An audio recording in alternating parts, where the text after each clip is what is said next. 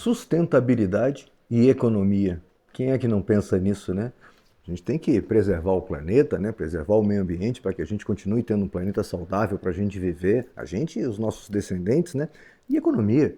A gente tem que cuidar do nosso dinheirinho, né? Conquistado aí a duras penas com o nosso trabalho, para desenvolver um projeto, comprar uma casa, trocar de carro, enfim, a gente tem que economizar, né? Não pode estar gastando dinheiro assim à toa. Então, sustentabilidade e economia, para mim, são dois temas que tem que estar na pauta do nosso dia a dia. E o tema desse episódio fala exatamente de sustentabilidade e economia, porque a gente vai falar do filtro de metal. Eu sou Mauro Burlamac, jornalista e cafezeiro, e esse é o Ponto do Café. Andei fazendo uma pesquisa para tentar descobrir quando esse tipo de, café, de filtro de café surgiu, de metal inox, não consegui precisar a data. Se você conseguir fazendo pesquisa ou já conhecer, pode até comentar aí pra gente. Mas eu sei que os filtros de metal são usados aí lá dos anos 1700, né, do milênio passado. A prensa francesa usa um filtro de metal, a Moka usa um filtro de metal. Né? Então, a gente tem métodos aí que já usam, o sifão usa filtro de metal, né? Existe o de pano, existe o de metal.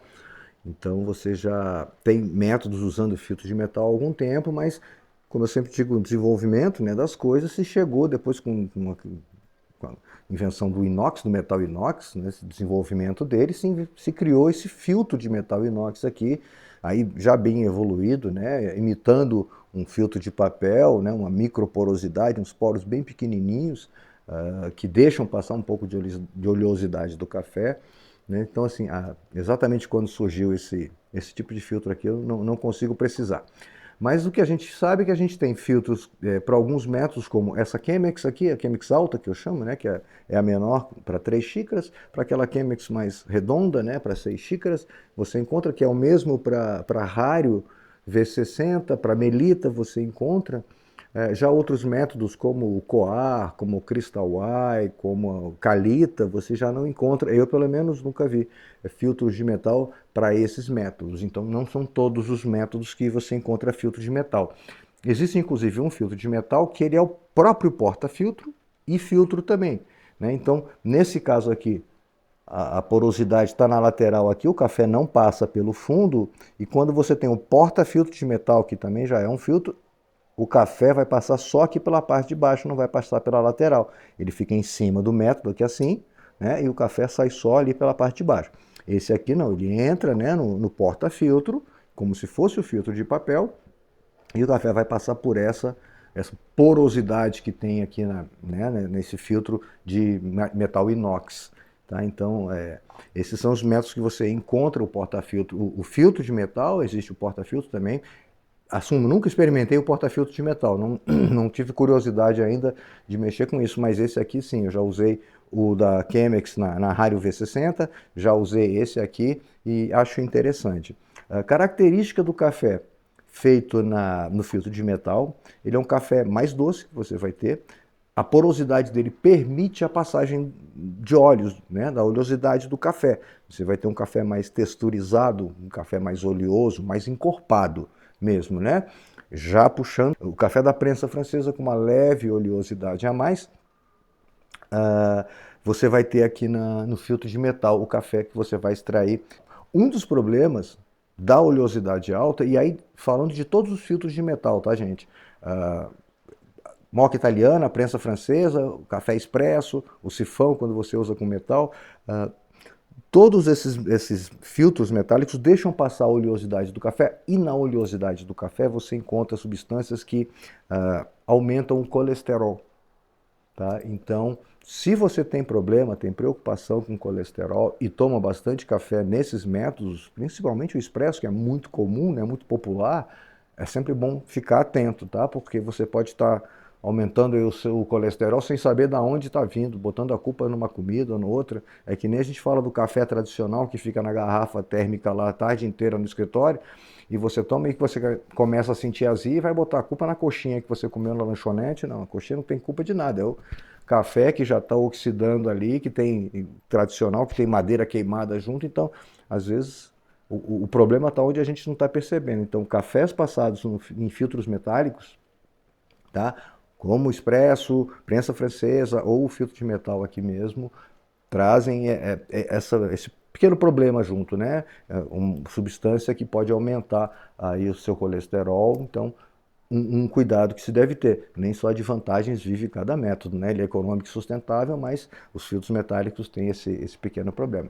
Então é isso, o café que sai do filtro de metal, ele é um café mais doce, né? Por ter essa oleosidade, você vai usar uma moagem média sempre. Cuidado para não usar uma moagem muito fina, até para não entupir esses microporos aqui, porque pode ser que os grãos mais finos, né, aqueles que ficam mais finos do que a moagem que você está fazendo, consigam até entupir algum desses, né, desses microporos aqui. Pode acontecer, tá? Você vai aí perder um pouco da vida útil do seu filtro e vai fazer um café amargo, né? Com certeza, sabe? Né? Moagem muito fina é café amargo. Então, eu, por exemplo, costumo começar a experiência da moagem que eu uso normalmente pro método que eu estou usando. Essa aqui é uma Chemex, né? Eu, por exemplo, no meu moedor aqui que eu vou usar, o Comandante, eu usaria um 56, eu vou usar isso aqui em 55, tá? O meu grão de café.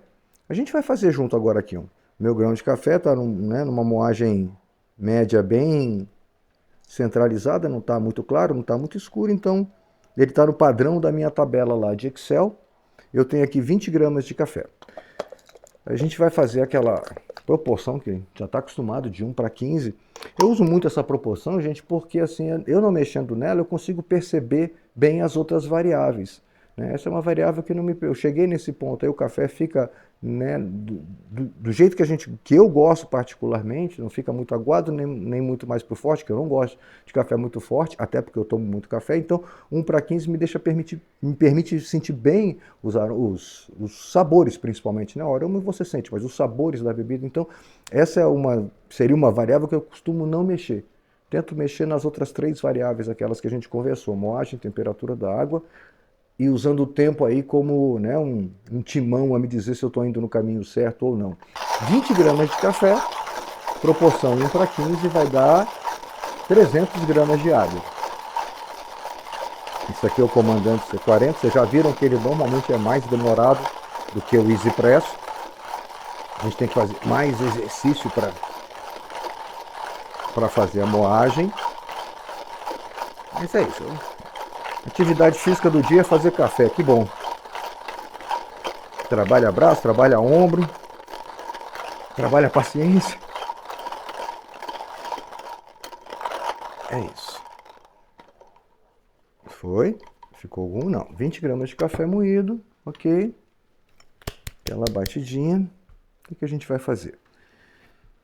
Vou colocar o método aqui. A gente primeiro dá sempre, né, aquela limpada no filtro. Opa! Jogar água bastante aqui. Pronto. Escaldado e limpo o filtro. O que a gente vai fazer? Dispensa essa água, que foi só de limpeza mesmo. Pronto, separo. Zero aqui a balança. Pego meus 20 gramas de café. Esse aqui deu 20,2, tá? Então, uma pequena diferença para cá ou para lá. Isso que eu digo, não, também não precisa ser tão exato. Pronto. Ajeito a cama para ela ficar lisinha. Zero a balança, zero o timer. E vou fazer aqui o café. Aí você faz do mesmo jeito que você faria qualquer café. Primeiro você faz o blooming. Despejo bem lento, né? Essa minha balança, essas minhas balanças têm controle de fluxo de despejo de água. Então, eu joguei 50 gramas de água para esse blooming. Então eu sempre presto muita atenção para manter um fluxo de água, né, uma velocidade baixa, para que, né, a água não passe direto. Eu já falei para vocês, pela cama de café e vá direto lá pro filtro e para a jarra sem ter extraído muito café. Eu vou jogando devagar, a água vai passando devagar pela cama de café e vai fazendo uma boa extração.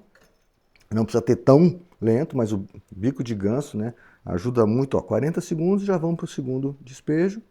O bico de ganso ajuda muito a você fazer esse controle, e eu consigo manter aqui entre 4 e 5 gramas por segundo, é uma preciosidade, é um preciosismo, mas quando você vai entrando, se aprofundando mais no mundo do café, vai descobrindo que, né, cada detalhe, como eu já falei, vai fazendo a diferença entre um bom café e um café excelente.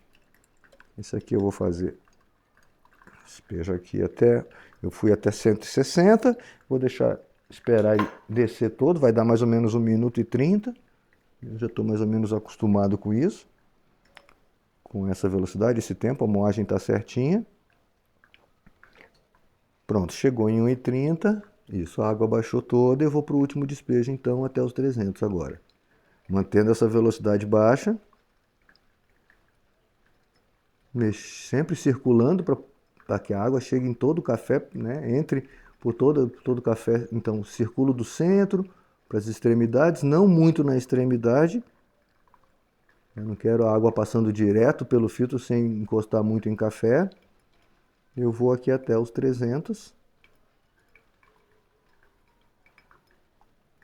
290, 300, redondinho. Podia ter ido um pouco mais porque tinha 20,2 gramas de café, mas 300 de água aqui vai chegar no meu 1,15, provavelmente até vai me dar abaixo dos 3 minutos aqui. Deixa eu separar aqui o moedor já para depois limpar, que provavelmente vai me dar, como eu sempre digo, entre 2,30 e 3 minutos, né? Essa quantidade de café aqui de 20 gramas para 300 gramas de água, eu vou ficar nesse tempo aí. Eu sei que eu tô indo bem. Eu já falei, se você com 20 gramas ou para baixo passar de 3 minutos, né? Ou 3 minutos e 15, aí você já começa a... Experimenta o café e vê se ele já não deu uma amargada, se não é o caso de, né, mudar um pouquinho a moagem, enfim. É isso que eu falei, a gente vai aprendendo, conhecendo, mas aqui, ó, eu já acabei aqui, ó, a extração. O legal de estar o tempo certinho é esse, eu não preciso me preocupar em tirar o método ali com o café ainda caindo ou não, porque ele acaba, já passou toda a água ali pela cama de café, deu direitinho, tá? Aqui eu tô com o café, então, pronto. Como eu disse no primeiro episódio aqui do canal, né? O café é uma fruta doce e que tem um grão marrom. Então a gente acabou aqui com uma bebida doce de cor marrom, que é o que tem que ser. Eu dei essa balançada para homogeneizar e vamos ver como é que ficou então nosso café feito no filtro de metal inox. Cheiro bem doce desse café. Esse é um café puxado pro doce. Eu tenho usado muito com vocês aqui os cafés doces, né? Apesar de que o meu gosto particular são cafés mais frutados, né? Mais cítricos ou até málicos, aquela acidez málica da maçã que me agrada muito.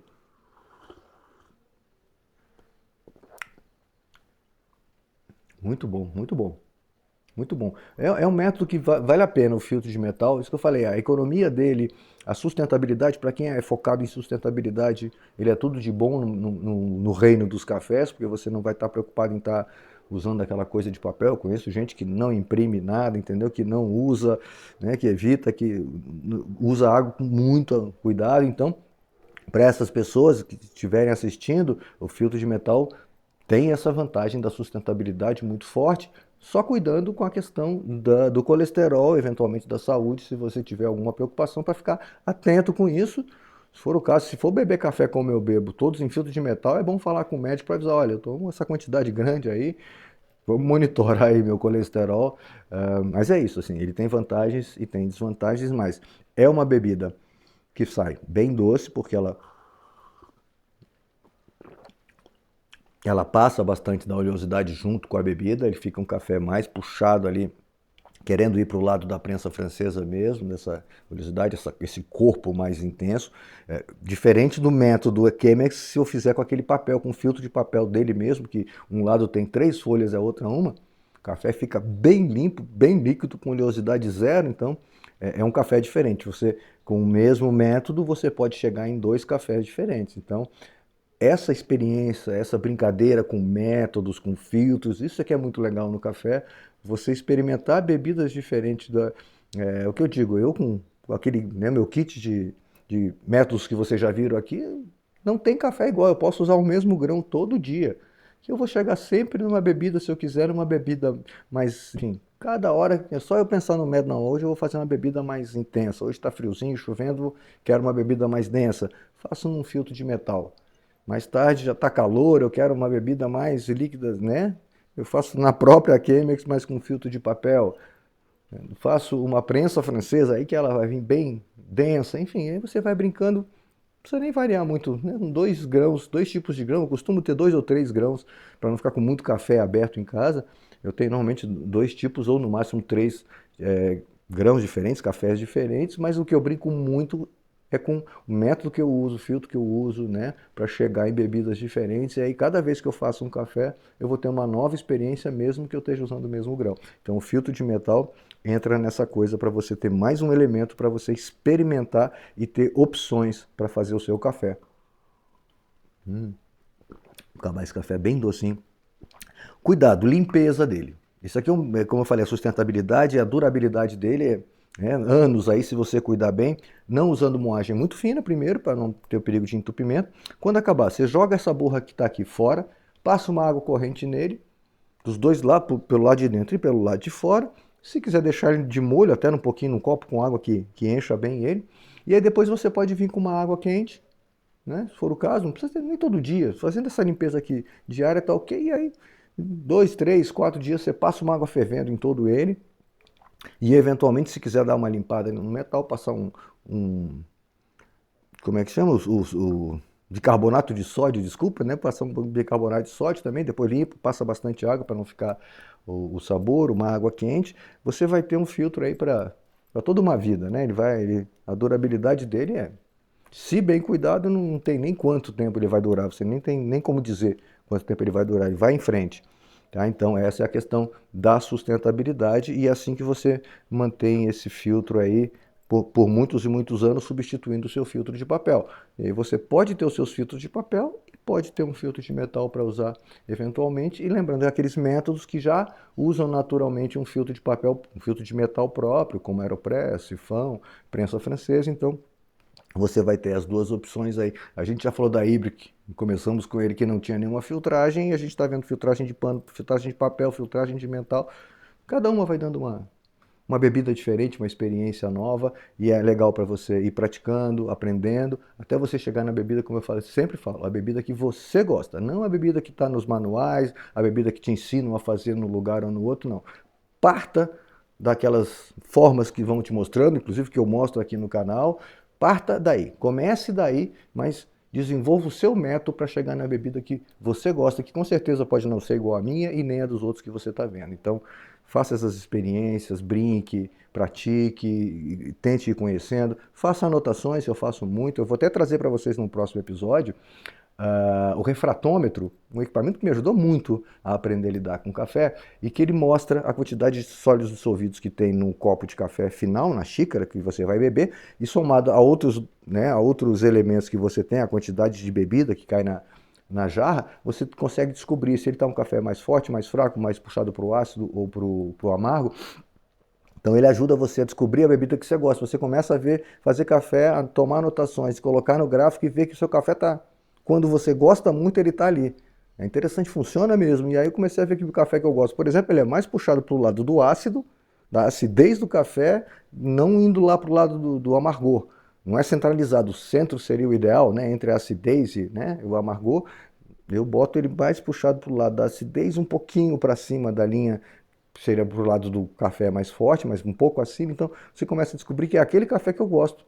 Então eu vou tentar sempre chegar naquela medida ali, que seja o método que for, com o grão que eu estiver usando, tentar chegar naquilo, aquele é o meu café. É o que eu gosto, independente de que outros gostam, né? E é nele que eu tento sempre chegar. Então eu vou trazer para vocês conhecerem o refratômetro e mostrar os gráficos que eu tenho, as anotações, para vocês verem como é que funciona. Essa coisa de estudar mesmo, né? Praticar, fazer experiências e tentar chegar sempre na melhor bebida para o meu gosto, e trazer para vocês então esse conhecimento, para junto com vocês a gente ir crescendo e aprendendo cada vez mais sobre esse maravilhoso mundo dos cafés especiais. Espero que você tenha gostado do episódio. Se gostou, não deixe de dar um joinha, acompanhe o canal, ative o sininho para saber quando vai vir um novo episódio. E a gente vai falar então do refratômetro, para você conhecer esse equipamentozinho bem interessante para ajudar a gente a desenvolver e a chegar sempre na melhor bebida na nossa xícara. Posso te esperar no próximo episódio? Combinado então? Até lá, tchau, tchau.